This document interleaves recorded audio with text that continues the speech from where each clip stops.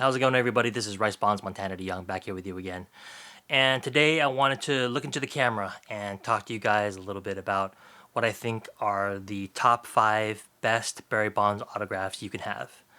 And I know that's kind of a big topic and that a lot of it is going to be subjective. And I will say that when compiling the top 5 list, I did have a lot of my own personal sort of views and biases embedded in it, but I do think that at least the first 4 of these top 5 are pretty indisputably important to Bonds cards and also to baseball cards in general.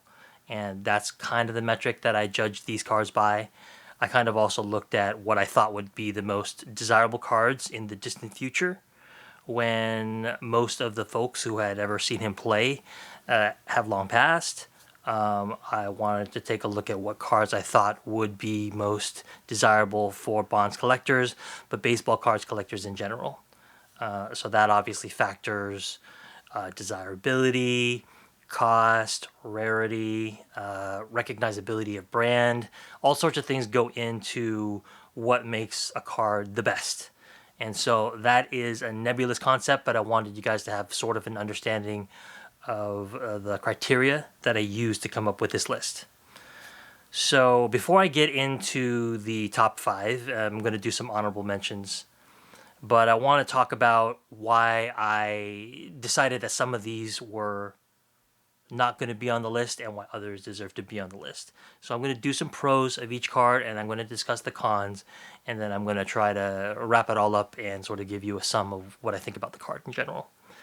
So let's do the honorable mentions first. I think that the first card that would be a really obvious top 5 card for a lot of people is something that's been in vogue recently. It's the 2005 Finest autographs, refractors. Actually, it's the Superfractor that I'm thinking of. This is the base version of the card that I'm thinking of that would be in the honorable mentions. This card is base. It's the stated print run is out of 70, even though it's not numbered. And there is an X-Fractor version of this card with the sort of checkered X-Fractor patterning of the shine in the back. That's out of 25 and it's numbered. And then there is a Superfractor version of this card, numbered out of 1, stamp numbered out of 1, and it's a huge card. And if we were to talk about cards in terms of how much they cost today, then the 1-of-1 version of this card would be by far and away the most expensive and most desirable card, just because I know how much it has cost folks to get. Actually, one of my friends is the owner of the card, and I know how much he paid, and I know how much the owner before him paid, and the numbers would blow your mind. So if we were going by that metric, then this card would probably be number 1. There's a number of reasons why I think this card would be in the running for top 5 or even top 1, and then there's a bunch of other reasons that I think push it out of that top 5 range, and I'll talk about both. So the first problem I have with this card, well, let's talk about the pros first of all. So this card is from 2005 Finest. Finest is a hallowed brand in 90s baseball circles. It came out in the 90s. It was the sort of the inception of refractors for all cards. So while Chrome may be king in basketball, Finest has a special place in the hearts of baseball card collectors. And I think that baseball card collectors are who I'm thinking of when I think of deciding what the best cards are for a player. Maybe it'll be true that in the future, baseball card autographs will be collected by collectors of all sports or all high-end cards, but I'm really thinking about baseball guys. And so for those guys, Finest is special. And I am not well steeped in the modern and ultra-modern game, but we all know how important Superfractors are. Superfractors, first Bowman appearances, those autograph versions are considered by some to be the best card you can get of a prospect or a player. And Superfractors first appeared in 2005, I think Bowman Chrome and Finest. So the first year of Superfractors is represented in this card. And this is Bonds' only playing days Superfractor autograph. He has a couple more base Superfractors, but those are not autographed. Another thing that I think would make this card one of the top cards you could get of Bonds is that the entire print run of all cards that look like this is out of 70, then there's one out of 25, and there's one out of 1. That's a total of 76 cards in the universe, as far as we know, that look like this, that are a variant of this. And that's a pretty low number, I would say, of absolute cards out there that look like this. And so I think that's another reason why this card could be considered in the top 5 or even the top 1 by many. And the last thing I would say is 2005 was the first year that Bonds had the very legible, beautiful, sort of full-fledged autograph. So 2005 pack issued cards was the first year that Bonds debuted this style of autograph. It's a beautiful autograph. It's in blue ink. From what I've seen, most of the autographs on these cards have sort of stayed on the card very well. They look like they've been signed that way since day one. The ink looks very wet. And I think that's another advantage of this card. So let me talk about a couple of reasons why I think this card shouldn't be in the top 5. I'm going to spend a little bit more time on this card than usual because there's a huge segment of the sort of Bonds world right now that would consider this card not only maybe the best card you can get that's autographed of Barry Bonds, but the best card arguably that you could have of his in general. I think that's going way too far, and I'll tell you why.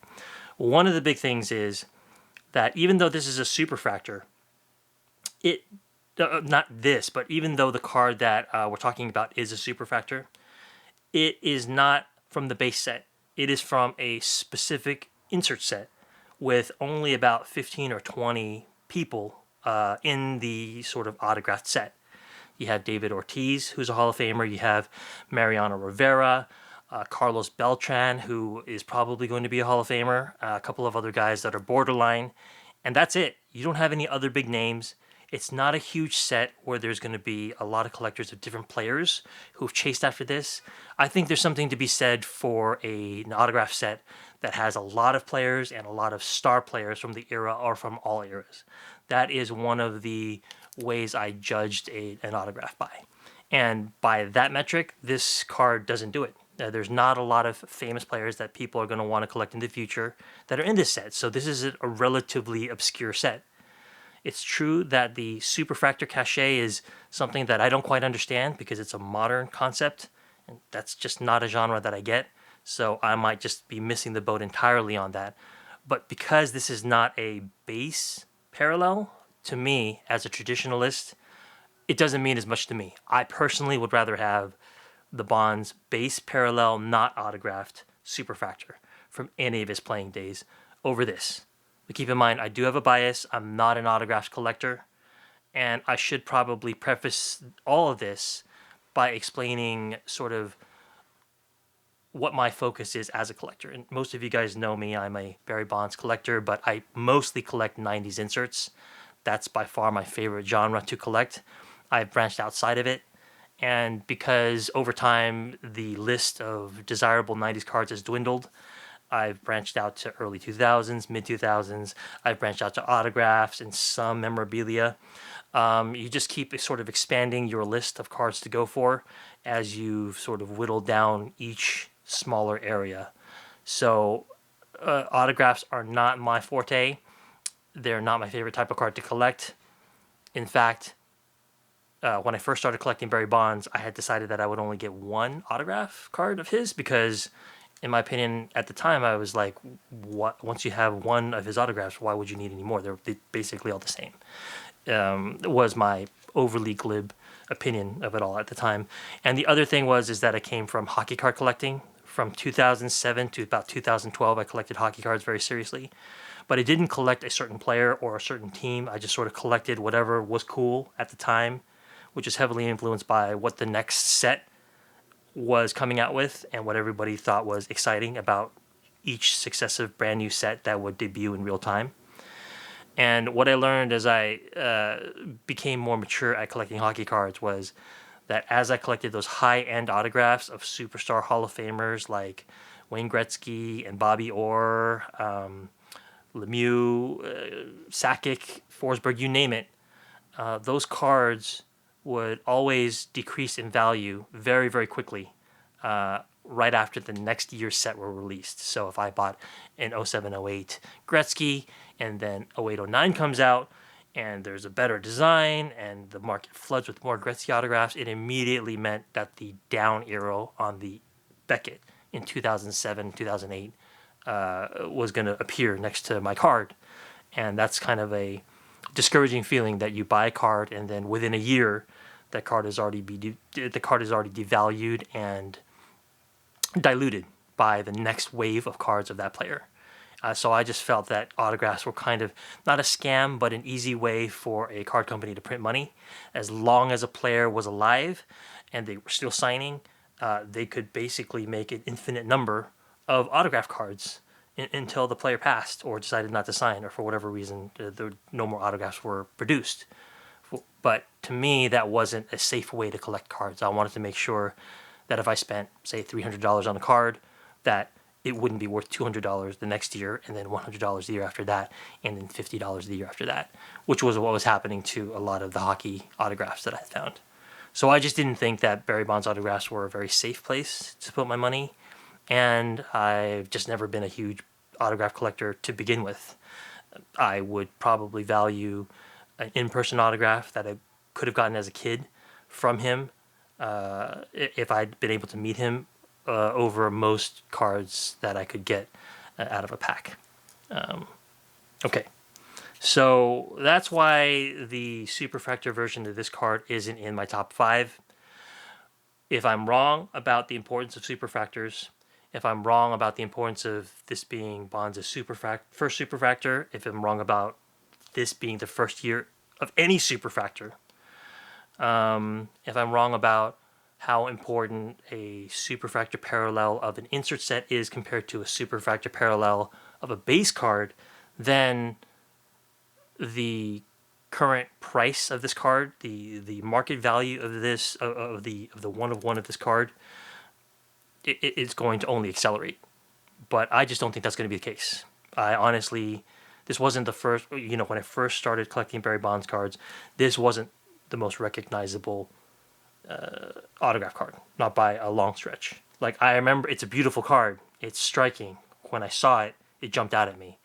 But in terms of thinking about what baseball card collectors in general will want, I think it'll really hurt this card that there aren't any other marquee names other than, say, Mariano Rivera, who's a pitcher, and just not the type of superstar masher that generally that generally baseball card fans go for.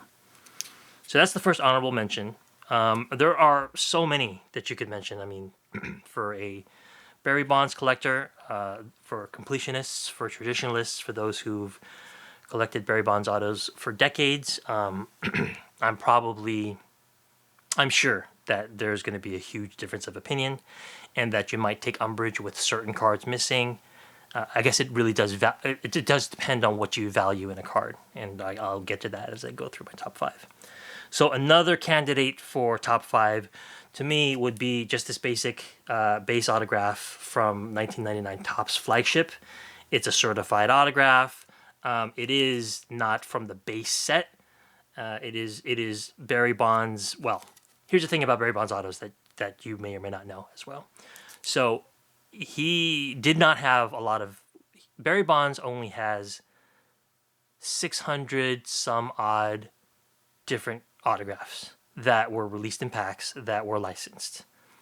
Compare that to the number of A-Rod autographed cards or Griffey autographed cards, contemporaries of his. Part of the reason that he doesn't have as many autographed cards as everybody else is his career ended in 2007, and between 07 and 2025, there was only 1 year where there were licensed Barry Bonds cards released, and that was in 2017. Every other year between 2007 and 2025, this year, there were no cards of Barry Bonds released that were licensed. No cards of any kind, much less autograph cards, other than 2017. Now, 2025 brought a whole slew of new cards, so we could talk about how those cards have affected prices of some of his playing day cards. I think I failed to mention also one of the downsides of the Superfractor that we were just talking about is that that's his full fancy signature that he debuted in 2005. But now in 2025, the market has been flooded with a bunch of brand new cards, pack issued, that look beautiful in some cases, that sort of sport the same style of autograph. So it dilutes the rarity of that style of autograph being on a pack issued card. And there have been since released superfractors post career. So there was one, at least one in 2017 that was released. And then in 2025, there's a bunch of superfractor 101s that have been released in that kind of autograph style. And so if that card wasn't already, to me, at risk of maybe being forgotten in the future, that's just another reason. The reason I consider this candidate for top 5 and honorable mention is because Bonds had one card in 1993, released in Classic. It was unlicensed. And then after that, the very first licensed Bonds card was in 1997. We'll talk about that. And then his second ever was in 1998.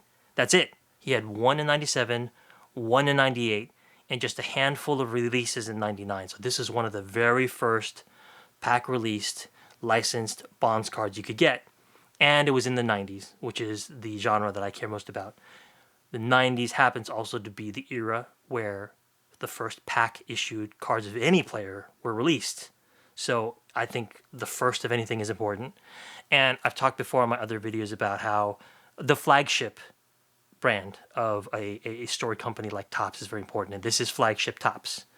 This is an autograph that you could find in just a regular old pack of Topps cards in 1999. And I think it's a short print, maybe a super short print. I'm not sure, but whatever it is, it's still printed in higher numbers than most of the limited stuff that we're going to look at. And so while it is, sure, released in flagship, I think the downside is we don't know how many were made, and probably quite a few were made because it's really not that hard to find this autograph. But sort of this iconic Topps sort of autograph, authentic autograph stamp, I mean, it's just a beautiful thing. The design of the card is very plain, you know, like they did not pull out all the stops for the design. It's not numbered, you know, but it is a very sort of old school 90s card where they took time to write copy. And there's something on the back other than just the fact that this is a Bonds autograph card. And, you know, yeah, it's signed along his leg so you can see it, which I think is great. It would be worse if it were obscured by the dark background. But because this is not a really rare card, compared to some of the other ones, I am going to leave it out of the top 5. Bonds has much fewer cards than most of his contemporaries, like I talked about, but 600 licensed releases is still a ton. And if you just sort of fast forward 50 years into the future, when I'm no longer here and a lot of us are no longer here, you can just imagine a situation where there's thousands, maybe tens of thousands of licensed Barry Bonds autographs out there. And for somebody that far removed from the time that he played and released these cards, I think that a lot of them are going to start to feel the same. And there are going to be very few cards that stand the test of time and continue to be desirable for people for generations to come. So that is the standard by which I measured these cards and by which I formed my list of top 5 cards. So without further ado, let's get into what I think are the top 5 cards of Barry Bonds that you could get. And I will give you a caveat about number 5. So I think that the top 4 are pretty difficult to dispute as absolutely essential cards of Bonds, autograph or otherwise, for a number of reasons that we'll talk about. So number 5, I'm taking a little bit of artistic license. I'm using the privilege of this being my video to show off a card that I think has a good argument for being in the top 5. But to be fair, there are lots of cards that could be in the top 5. The 2 that I mentioned, you've got one card released in 1998. That one could be an honorable mention. It was only the second licensed Barry Bonds card ever released. The Donruss signatures from 98, Millennium Marks and Century Marks. You've got all sorts of beautiful cards that were released in 2000. We'll talk about those in 2001. You've got so many beautiful Bonds cards, so many rare Bonds cards, unique in their own way. It was difficult, really, to do a top 5, at least for the 5th spot. But for the 5th spot, I'm going to make an argument that this card here is... I'm going to make an argument that number 5 of the greatest Barry Bonds autograph cards you can get. Number 5 is this card here. This card here from Triple Threads. I think that this is from 2006 Triple Threads. And this is probably not what you would have expected. Let me explain. So first of all, you can see this is not just a Barry Bonds card. And I personally don't even prefer cards that have anyone else depicted besides Barry Bonds. I think it's really controversial, honestly, whether this could even be considered a Bonds card. It's really like a tandem card. It's really a combo card. But I think that this card, or a variant of this card, could be considered a top 5 Barry Bonds card. Now, this one happens to be numbered out of 18. This is 18 of 18, as you can see there. And then there is a parallel of this that looks exactly the same, except that the color scheme is different. I think it's yellow instead of red. Those are at a 9. And then there is the silver version of this card, which is at a 1. And so I think that that 1 of 1 is probably a top 5 Barry Bonds card, just because of who he's depicted with on this card. And just look at who these guys are. You've got A-Rod and Pujols. These are the 3 greatest players of the era, and it really isn't even close. Pujols and A-Rod each won 3 MVPs. Bonds won 7 MVPs. By my count, that's 13 MVPs on this card. And you've got autographs from all 3 players. And the teams that these players are being shown in, they're among the most storied franchises in baseball history. You've got the New York Yankees, the San Francisco Giants, and the St. Louis Cardinals. Probably 3 of the 5 highest World Series winning teams in baseball history. Absolutely storied. These are not like Diamondbacks cards. They're not Los Angeles Angels cards. These are some of the greatest teams the game has ever known. And just look at the swatches. There are 3 different colors. You've got gray up top, you've got cream in the middle for Bonds, and then pinstripes, the classic New York Yankees pinstripes for A-Rod. I am a big proponent of looking at WAR, B-WAR, and F-WAR. It's wins above replacement. Whether you look at non-era adjusted rankings or what I prefer, the era adjusted rankings, these 3 guys are top 10, top 15 position players all time, bar none. Easily. Easily the greatest players of my lifetime. And they're all depicted on this card together. And Bonds, I may have talked about in another video, he doesn't sign with a lot of people. So as far as I know, he signed with his father, Bobby Bonds, and Reggie Jackson, appeared on the same card as those guys, and who is his cousin, so 2 family members. He has signed with Pujols and A-Rod, the 2 other greatest players of his era. And he has some hard signed cards with just him and A-Rod, but not him, A-Rod, and Pujols. So that's actually a card that you'd have to consider as well. So this card is gorgeous. I love it. I think that red is the prettiest or second prettiest color you can have of a baseball card. So this is where my own biases come in. Yellow/gold is up there as well. But like I said, the 1 of 1 is silver, and I don't think it's ever come up. Like, I've never personally seen it, and I don't know who owns it. But I think that the 1 of 1 of this card has an argument for being the best Bonds card you can have. Just because I don't think you're ever going to see this much talent, skill, and greatness on a baseball card ever again. And this is 2006 Triple Threads, and to me, it's a gorgeous card. Now, the obvious downside is that this is a sticker auto, and for a lot of people, a sticker auto is a non-starter. Like, if it's a sticker auto, it cannot be considered one of the best cards of anybody. And I think there is a lot of truth to that. I think that there's a lot of merit to that argument.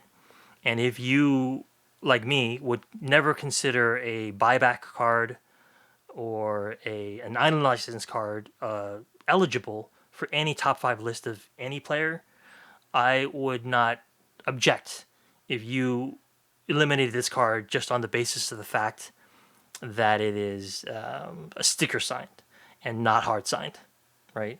And we know the argument. The reason that stickers aren't worth as much to collectors as hard signed is because there's no guarantee that these 3 players ever even touch this card.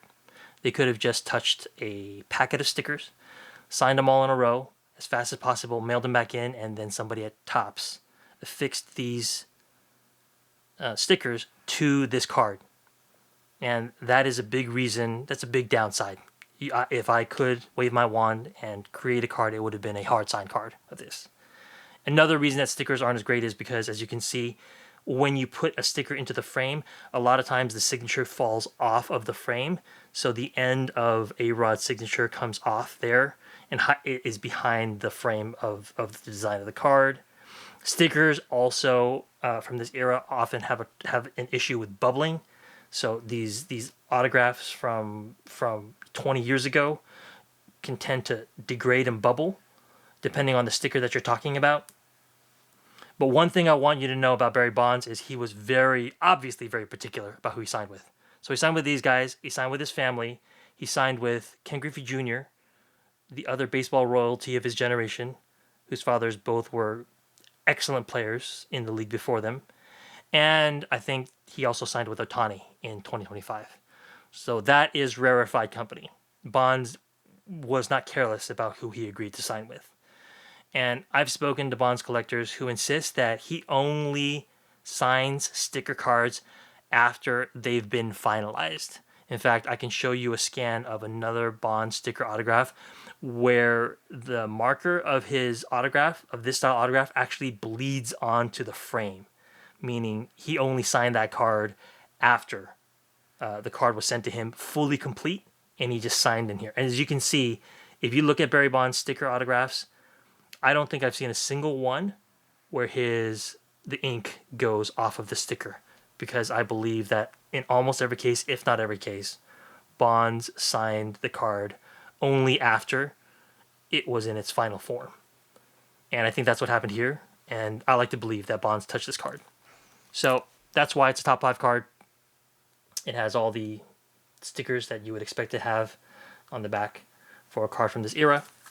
It is his famous 2005, 2006, 2007 playing days style of full autograph, and I just think it's an amazing card. I don't know if I'm going to have time in this video to talk about how I got it, but this card came by way of a friend by the name of Will, who is a friend I made in the 90s group on Facebook. He reached out when the card shop that he works at in South Carolina, whose name escapes me right now, reached out to me because he knew that I would love this card, and found a way to get this card over to me. So thank you, Will. I love this card. It's a refractor. Sure, it's a sticker, but if you take a look at the who's who of the greatest position players of all time, you can't come up with that list without these 3 guys. These 3 guys are absolute monsters in the history of baseball. Okay, so that's number 5. Number 4. Now this is, I think, number 1 through number 4 is arguable in every case. Like you could switch the numbers around. But for number 4, I'm going to say that it is the Donruss signature Century Marks from 1997. I will show you a list of who signed this famous set. I think there was a 1996 set from Donruss. I think it was Signature Series. Bonds didn't appear in that, but I think it was like the first product where there was one guaranteed autograph at least per pack. And I think this followed on the heels of that. Bonds didn't sign in 96, 95, or 94, or any time before that on a licensed card. This is his first licensed autograph that he'd ever done. There is a Century Marks, and then there is a Millennium Marks variant of the card. The Millennium Marks are out of 1,000 in a lot of cases. In Bond's case, he only signed 400, so this is 198 out of 400. Some people only signed 400 copies, like Bonds. Others did the full 1,000, which the set was designed to do. And then there you have the more rarefied variant. Up here it says Century Marks instead of Millennium Marks. It's blue. It's the only difference, other than the fact that there's only 100 made, and this is 94 out of 100. You can see it stamped on the back. And I just think the first ever pack released autograph of Barry Bonds is going to stand the test of time. That's something that will, I think, always be important to a baseball card collector and a Barry Bonds collector in the future. I think that there's no way you could make a card in the future that could knock a card like this off its perch. It's very special. Bonds didn't sign very much during the time when autographs were ramping up in the mid to late 90s. He signed so few autographs during the 90s. And the first one and the rarest of that release, I just think this card is incomparable for that reason. So that's number 4. Number 3. Number 3 is from 2000 Upper Deck. It's from the famous, hallowed, absolutely legendary game jersey set. The game jersey patches released this year from 2000 Upper Deck are some of the most important cards, I think, in baseball history. And I'll have to talk about it in another video about how important that is, and how my collecting of hockey cards in the 2007s, 8s, 9s, 10s, and 11s really had an impact on how important I thought the game jersey card was to sports cards in general. And the fact that they continue to make it today, I think, is important sort of to the continuity of the set. It's a set that's still alive and lives today. And 2000 Upper Deck was released in 1999, at least for Series 1. So they did Series 1, and then Series 2 was released in 2000. But I consider many cards, especially 2000 Flagship Upper Deck, to be of and from the 90s. It was literally half of the set was released in the 90s, and the copyright on the back says 1999 and not 2000. A little bit of confusion because a lot of these game jersey cards that were signed were from 1999. This one, even though the actual set is 2000, the cards were made and released in 1999. This was released in Series 2, so I believe, and so it should say 2000 on the back in the copyrights. Yes, 2000. So this card is so important because there was a regular game jersey autograph released, but this is the special hand numbered version out of 25. So for the players that were released in this set, they hand numbered these cards to the jersey number of the player. So A-Rod, whose jersey number is 3, only has 3 of these. It's a mind-blowing card. Bonds, whose jersey number is 25, has 25 of these. So part of the reason that this card is so important is because 2000 Flagship Upper Deck was such an important set to baseball card history. The game jersey and game jersey patches that were released this year are so important to patch cards and relic cards. They started the whole patch trend that came afterwards. And this is the first jersey autograph of Barry Bonds. It was released in 99, 2000. There were other Upper Deck releases that were numbered to 25, like Pros and Prospects. And I think MVP had some also numbered at a 25. A bat card that's autographed and a glove card that's autographed. Beautiful cards, by the way, among my favorites. But this is Flagship. This is the first. And the mythology of being hand numbered, and the way you can tell that it's legit is it has to say HN over here, right? There's a lot of cards, the regular release cards that were autographed after the fact, that have been sort of pawned off or played off as being pack released hand numbered cards, those are counterfeits. Those were released in packs, but they were not hand numbered. They would be missing the HN here, and I have to get into some time about how difficult it was to finally find a card that was properly numbered HN. A very close friend of mine helped me land this at the National from 2024, and I couldn't be more sort of in debt and appreciative of the effort it took my friend to finally land this card that I've been chasing since 2018ish, when I came back to the hobby. I would say that the downside of this card is that it's not officially a 1990s card. It's from 2000. It was released in also the year 2000.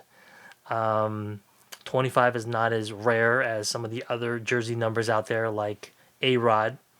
There are rarer cards, but from 1997, the first year of release, to 2000, this is one of the rarest, lowest number cards you can find, and I just think that this card is too important to pass up. I will also show you the patch card that was released in the same set. That's a 2-color right there, for those of you who are counting. I wish I was a little bit more spectacular 2-color, but it is 2-color, and nobody could ever take that away from me. These cards are legendary, absolutely legendary, and I really don't think that there's too much of an argument that this card wouldn't be in the top 5 of any player, and definitely of Barry Bonds. That's number 3. Number 2 is the UD Century Legend Epic Signatures Century Collection Gold, numbered out of 100. In 1999, there were only 5 or 6 sets released total, and 2 of them, autograph sets. There were only a handful of autograph sets released in 1999. This and the non-gold base version, unnumbered, that's gray in the background. I don't have one yet. Instead of gold and not numbered. This is an absolutely incredible card from an incredible autograph set. For vintage collectors, they're familiar with this set. I mean, the likes of Ted Williams and Willie Mays signed this card. You've got Stan Musial in this set. You've got Eddie Matthews. You've got Mike Schmidt. You've got Greg Maddux. I mean, some of the greatest players, Steve Carlton, some of the greatest players of all time, Warren Spahn, all appeared in this set. And I talked about earlier in the video how important I think it is that that the checklist be impressive, and I don't think there is a more impressive hard signed autograph checklist that you can find anywhere on planet Earth for baseball than, at least for autographs, than this set here. And the set that it came from, 1999 UD Century, was just amazing, because the first part of that base set was pegged to the 1998 Sporting News sort of top 100 players of all time.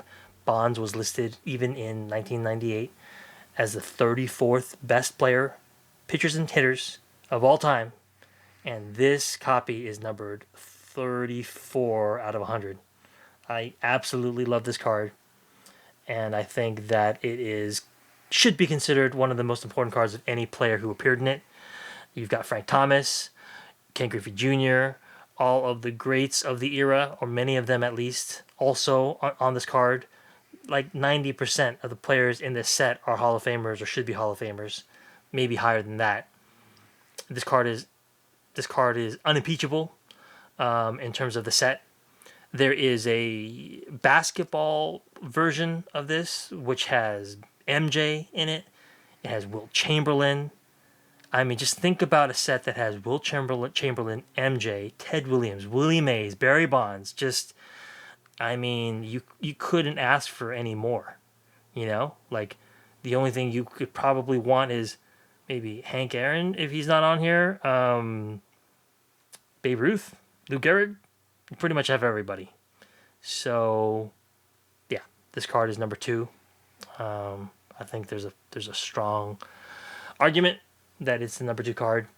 For Barry Bonds, the picture is not particularly flattering. Let's face it. This is before he was rumored to have begun performance enhancing drugs, but this was this is in his mid to late 30s already. So that's the age where you start to put on weight and you slow down a little bit. He was already getting kind of chunky without the help of PEDs by this time, and this picture is not particularly flattering. I've had friends who have described it as sort of the pimple forehead picture. So if you're talking about downsides, if you're talking about any sort of negative aspects of this card, one would be that the design is not necessarily incredibly outstanding. The pictures aren't inspiring. The background is a picture of old Tiger Stadium, I believe. So it was just interesting to know that. Just an interesting tidbit. But this card is amazing. It's hard signed. It's beautiful, and I consider it the second best Barry Bonds card you can own, for good reason. And then number 1, it's funny. I don't like cards with more than one player, but it is from 2001 Donruss Elite. It is the Barry Bonds Willie Mays passing the torch out of 50. This card is out of 50. 50 is such an incredibly low number of cards for a card that is highly desired. And you're not going to find more talent, skill, ability, quality, and stats hard signed on one card while both players were alive during the playing days of Barry Bonds, with, in my opinion, the prettiest Barry Bonds autograph card design in existence. It is the first Barry Bonds autograph I targeted. That was the one where only he appeared on the card. That, I believe, is numbered out of 100. But the dual autograph of him and Willie Mays is out of 50. And I've longed for this card ever since I saw it in the ancient PWCC completed listings sort of database that all of us used to have access to before it collapsed, before PWCC and eBay had a falling out. This card is incredible. Look at the pictures that were picked. I mean, this is Bonds kneeling as he's being passed the torch by who some would consider the greatest player of all time. I'm biased. I consider that to be Bonds. I consider May second. Can you just imagine having the top 2 players in any sport who played on the same team and who were closely entwined in history and in life? I mean, you're talking about the godfather of Barry Bonds on the same card as Barry Bonds himself. In this frame, I just don't think that there's going to be... I think that this is going to be one of the most important Bonds cards in world history. I think that it's undersold right now, and some would consider 50 to be a high number.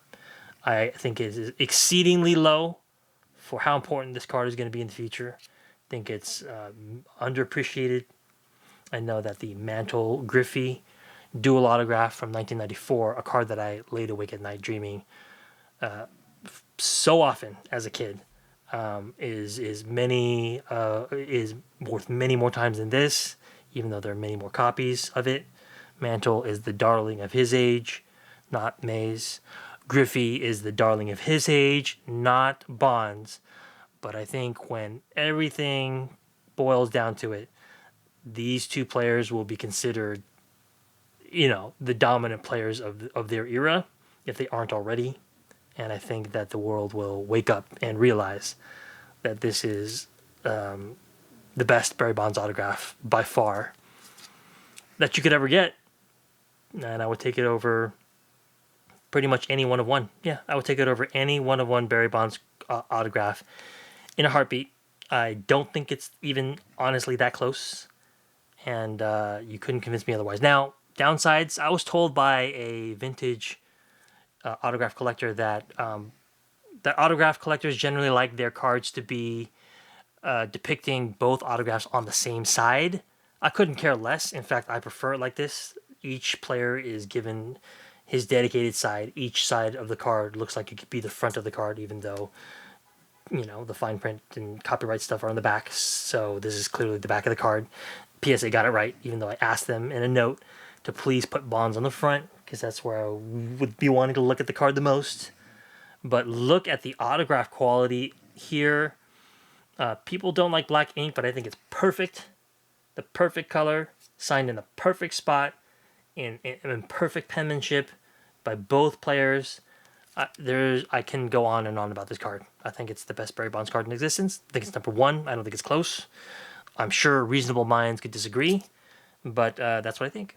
And so there you have it. That is my top 5 Barry Bonds cards of all time that are autographs. And let me know below in the comments what you think about the ranking. If I'm missing something, if I left something out that you can't believe that I did, just let me know your reaction. I'd be interested to know. I just figured that this video would be food for thought. I'm not an autograph collector. I'm a Bonds collector. I don't have that many autographs.